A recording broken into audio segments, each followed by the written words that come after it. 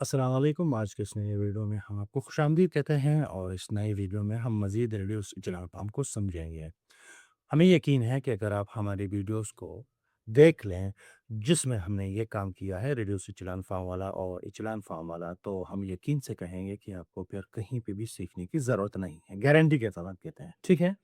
क्योंकि हम इतने डिटेल्स में आपको समझाएँगे ताकि आपको फिर कहीं और किसी से सीखने की कोई आपको ज़रूरत नहीं पड़ेगी, ठीक है?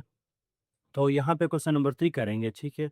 और क्वेश्चन नंबर 3 में सबसे पहला काम अब हमारा क्या होगा? अब यहाँ से हमने काम करना है, ये हमने अब देखना है, ठीक है? यहाँ पे हम देख सकते हैं अब पहला जो काम है यहाँ पे 3 है। पहले क्वेश्चंस में हमें ये 1 देते थे, इस स्टेप को हमें करने की ज़रूरत नहीं थी, ऑलरेडी हमें 1 मिल जाता था। लेकिन इस केस में हमने करना ये है कि इसको अब 1 बनाना है। अब इस दफ़ा पहले स्टेप के ऊपर भी काम करना है, ठीक है? ये एक चैलेंजिंग काम हो गया हमारे सामने। इसको हम करेंगे 1 बनाएँगे, इसको आप 1 कैसे बनाएँगे? पहला तो आपके पास ये काम होगा, आपके ज़हन में ये आ रहा होगा कि यहाँ इसको 3 से डिवाइड करेंगे तो ये 1 आ जाएगा, ठीक है? कहीं से आप कर सकते हो, मसला नहीं है, कर सकते हो, आप रिज़ल्ट भी निकाल सकते हो, लेकिन बहुत मुश्किल बनाएगा आपके लिए वो। मुश्किल क्यों बनाएगा? वो इसलिए आपको मुश्किल बनाएगा क्योंकि 5 के नीचे नीचे भी 3 आ जाएगा और 4 के नीचे भी 3 आ जाएगा। 5/3, 4/3 तो फ्रैक्शंस इन्वॉल्व हो गए पहले से ही। जब आपके पहले स्टेप में फ्रैक्शंस इन्वॉल्व हो जाए आपके मैट्रिक्स में, तो निकालना, रिजल्ट निकालना और लेके आना काफ़ी चैलेंजिंग होता है, बहुत मुश्किल होता है। तो इस फ्रैक्शन से मैं बार-बार कहता हूँ कि इससे बचें, ठीक है? इसको अपने मैट्रिक्स में अपनी कोशिश करें कि मैट्रिक्स के अंदर इनको ना लेके आएँ। तो ये स्टेप तो मैं तो नहीं करूँगा, ठीक है? आप बेशक ट्राई कर लें, आप ट्राई कर लें, रफ़ वर्क पे बैठ जाएँ, आप ट्राई भी कर लें, कोशिश करें, रिज़ल्ट आ जाएगा कि वो कितना चैलेंजिंग होता है, फिर आप कमेंट में भी बताएँ कि वो कितना चैलेंजिंग होता है, ठीक है? मैं इस तरह नहीं करूँगा, मैं बहुत आसानी के साथ मैं इनको कंप्लीट करूँगा। मैं ऐसा करूँगा, ये जो 4 में से इस 3 को माइनस करूँगा। 4 में से इस 3 को माइनस करूँगा तो 1 आ जाएगा ना, तो 1 इधर आ जाएगा, फिर मैं इन दोनों रोज़ को स्विच करूँगा, दूसरी रो को मैं पहला बनाऊँगा, पहली रो को मैं दूसरा बनाऊँगा। मैं ये काम करूँगा ताकि फ्रैक्शंस की इन्वॉल्वमेंट इस केस में ना हो जाए। अब हम क्या करते हैं, हम ऐसा करते हैं R2 के ऊपर ऑपरेशन करते हैं, R2 के ऊपर, R2 क्या ऑपरेशन करेंगे? हम करेंगे R2 माइनस R1 हम ऐसा ऑपरेशन करेंगे, ठीक है? बहुत आसान है।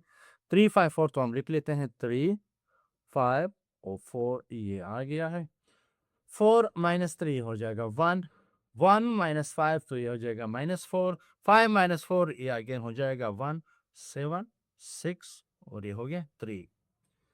अब क्या करेंगे R1 और R2 को हम स्विच करेंगे। R1 स्विचिंग टू R2 यानी R2 को हम पहला बनाएँगे। R2 क्या है? 1 माइनस 4 अगेन 1 आ जाएगा, ठीक है? और R1 जो है उसको हम दूसरा बनाएँगे। 3, 5, 4 और third row as it is ही रहेगा। अभी आप देख सकते हैं इसको हमने 1 बनाया, फर्स्ट स्टेप तो हमने 1 बना दिया, लेकिन आप देख रहे हैं यहाँ पे हमने कोई फ्रैक्शंस इन्वॉल्व किया हमारे मैट्रिक्स में, कोई भी फ्रैक्शन हमने यहाँ पे इन्वॉल्व नहीं किया, ठीक है? बड़ा चैलेंजिंग होता है, टाइम कंज्यूमिंग होता है, ज़्यादा कैपेसिटी की ज़रूरत होती है, पेज की ज़रूरत होती है, पेपर की ज़रूरत होती है, तो वो समझने के लिए हमने ये काम किया है, ठीक है? जब हमें इजाज़त है, हम ये काम कर सकते हैं, तो क्यों हम जंजाल में पड़े, ठीक है? सही। यहाँ पे ये पहला स्टेप हमारा कंप्लीट हुआ। दूसरा स्टेप अब सबको पता है क्या करना है? 1 के नीचे जितनी भी एंट्रीज़ हैं इनको हमने 0 करना है। 3 को भी 0 करना है, 7 को भी 0 करना है। तो क्या ऑपरेशन होगा? 3 जो है R2 है और 7 जो है R3 है। तो R2 और R3 के ऊपर हमने ऑपरेशंस करने हैं। R2 के ऊपर ऑपरेशन होगा। R2 कैसा ऑपरेशन होगा? R2 माइनस 3 R1 यही होगा ना? 3 माइनस 3 जब इस 1 को हम 3 से मल्टीप्लाई करेंगे तो ये 0 बनेगा एग्ज़ैक्टली और 3 के ऊपर भी यही ऑपरेशन होगा R3 माइनस 7 R1 ठीक है? 7 माइनस 7 ये भी हो जाएगा हमारे पास 0 आसान सा काम है, यहाँ पे हम लिख लेते हैं। ठीक है? पहला रो तो एज़ इट इज़ आ जाएगा 1 माइनस 4 1, 1 माइनस 4 और ये अगेन यहाँ पे आ जाएगा 1 और सेकंड रो के लिए हमने ऑपरेशन लिखा है और सेकंड थर्ड रो के लिए भी हमने ऑपरेशन लिखा है। तो सेकेंड रो के लिए क्या ऑपरेशन होगा, 3 माइनस 3 इंटू R1, तो 3 माइनस 3 ये हो जाएगा 0। ठीक है, ये 5 minus minus plus 5 plus 12, plus क्यों आया, क्योंकि एक माइनस ये है एक इस 4 के साथ है, तो माइनस माइनस हो जाएगा प्लस, 4 3 ज़ा 12, 5 प्लस 12 ये हो जाएगा हमारे पास 17, 5 प्लस 12 17, 4 माइनस 3, 3 वन ज़ा 3, 4 माइनस 3, तो ये हो जाएगा 1, 4 माइनस 3 ये आ जाएगा 1। थर्ड रो के ऊपर ऑपरेशन करना है, R3 हमारे पास क्या है 7 है, तो ये माइनस 7 वन ज़ा 7, 7 माइनस 7 ये हो जाएगा 0। ठीक है, ये हो जाएगा 6 माइनस माइनस प्लस 7 4 ज़ा 28, तो 28 प्लस 6 ये हमारे पास आ जाएगा 34। 3 माइनस 7 ये हो जाएगा हमारे पास -4। ठीक है, 7 वन ज़ा 7, 3 माइनस 7 ये हो जाएगा -4। यहाँ पे हमारे पास दूसरा स्टेप भी कंप्लीट हुआ, सेकंड स्टेप कंप्लीट हुआ। ठीक है, ये स्टेप्स मैं इसी लिखता हूँ ताकि आपके जहन में फिक्स हो जाए कि आपने क्या काम करना है। सबसे पहला काम अपनी ये है कि आपने इसको 1 बनाना है, जोर ज़बरदस्ती आपने इसको 1 बनाना है। यहाँ पे भी जोर ज़बरदस्ती आपने इसको क्या करना है, डबल ज़ीरो बनाने हैं इसके नीचे। ठीक है, नेक्स्ट काम आपका क्या होगा, इसको आपने वो यहाँ पे आपने 1 बनाना है। यहाँ पे आपने क्या करना है, आपने करना है इसको 1 बनाना है। तो कैसे आप इसको 1 बनाएँगे, इसके लिए आपने सोचना है। 17 2 ज़ा 34, जब ये दोनों आपस में मल्टीपल्स हों तो फिर आप उससे फिर आप नहीं बना सकते। क्या नहीं बना सकते हैं, आप 1 नहीं बना सकते, क्योंकि अगर आप इसको 2 से मल्टीप्लाई करेंगे तो 34 आ जाएगा, ये भी हो जाएगा 34, जो बहुत गलत हो जाएगा। ये काम तो अलबत्ता आप नहीं कर सकते। ठीक है, तो कौन-सा काम हम यहाँ पे करेंगे? हमें किस काम की इजाज़त है? और ऊपर वाली रो से हम नहीं कर सकते प्लस और माइनस, क्यों? ऊपर वाले की हमने कभी भी बात नहीं की कि हम इससे प्लस और माइनस की बात करें, हम सिर्फ़ नीचे वाले रो से बात करते हैं। वजह क्या है? इसकी वजह ये यहाँ के 2 ज़ीरोज़ हैं। अगर हम ऊपर वाले रो की मदद करेंगे तो इस 1 से भी कोई ना कोई नंबर तो बनेगा, वो इस 0 में आके वापस ऐड हो जाएगा, ये वापस 0 ख़त्म हो जाएगा, एक नंबर आ जाएगा। तो इसीलिए हम ऊपर वाली रो को हम कंसिडर नहीं करते हैं, हम सिर्फ़ नीचे वाली रो के दोनों ज़ीरोज़ हैं, 0-0 अगर आपस में ऐड भी हो जाए तो वापस रिज़ल्ट 0 आता है, ठीक है? तो इस वजह से हम करते हैं। तो क्या रिज़ल्ट हमारे पास आ जाएगा? हम अगर इसको 17 तो अगेन इधर 17 आ जाएगा तो ये गलत हो जाएगा। अब हम इन्वॉल्वमेंट यहाँ पे लाएँगे लाज़मी, फ्रैक्शंस फ्रैक्शंस का इस्तेमाल करेंगे। फ्रैक्शंस का हम ऐसा इस्तेमाल करेंगे, हम लिखेंगे यहाँ पे कि 17 यहाँ से हम कॉमन निकालेंगे, ठीक है? या हम ऐसा करेंगे कि इसको 17 से डिवाइड करेंगे, ठीक है? R2 के ऊपर अब हम क्या करेंगे, 1/17 को मल्टीप्लाई करेंगे R2 से। अब हमारी मजबूरी बन गई। 1 माइनस 4 और यहाँ पे रहा 1, 0, क्योंकि इसको 70 की ज़रूरत नहीं है, 0 है।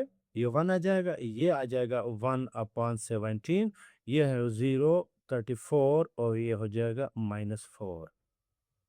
ये भी 1 बन गया है, ठीक है? ये क्या था हमारा? ये हमारा था थर्ड स्टेप। ये हमारा था थर्ड स्टेप। ये हमारा क्या था? थर्ड स्टेप था। तो ये भी कंप्लीट हुआ। अब थर्ड स्टेप के बाद चौथा जो स्टेप था वो ये था कि इसको भी 0 करना है, इनको भी 0 करना है, ठीक है? तो कैसे करेंगे? ऑपरेशंस तो हमें मालूम है। तो R1 के ऊपर हम ऑपरेशन करेंगे।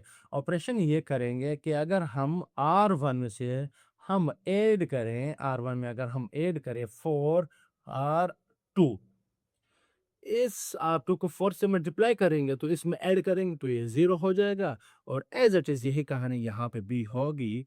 R3 के ऊपर, R3 के ऊपर ये होगा कि R3 माइनस 34 मल्टीप्लाई करेंगे R2 के साथ, तभी तो ये 0 हो जाएगा। तो अब हम यहाँ पे लिख लेते हैं। क्या है? R1 प्लस 4 R2, 1 प्लस 4 0 0 तो ये आ जाएगा 1, ठीक है? -4 प्लस 4 ये हो जाएगा 0, और यहाँ पे क्या आ जाएगा? 1 प्लस 4 इंटू R2, तो ये आ जाएगा 1 प्लस 4/17, तो ये आ जाएगा 1 प्लस 4/17 ये आ जाएगा। फिर second row as it is आ जाएगा।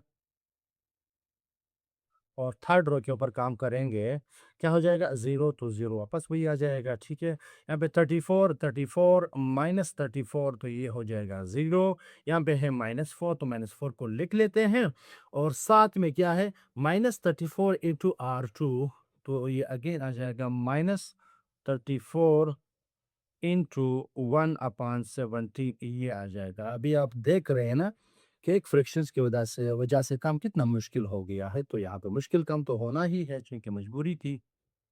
ठीक, सिंप्लीफाई करते हैं 1, 0 इन दोनों का एलसीएम निकाल लेते हैं तो 17 ऊपर आ जाएगा 17 प्लस 4 ये हो जाएगा हमारे पास 21/17 ये आ गया। ठीक है, 0 1 और यहाँ पे आ जाएगा 1/17 और लास्ट में क्या आ जाएगा? 0 ये भी 0 और यहाँ पे क्या आ जाएगा? 17 1 17 17 2 34 -4 -2 तो ये हो जाएगा -6। ठीक है, ये क्या हो जाएगा? ये हो जाएगा -6 यहाँ तक हो गया है। अब इस -6 को हमें क्या करना है? 1 करना है। थर्ड स्टेप था हमारा, जो फोर्थ स्टेप था वो भी कंप्लीट हुआ। 1 के ऊपर वाली चेन को 0 बनाना था।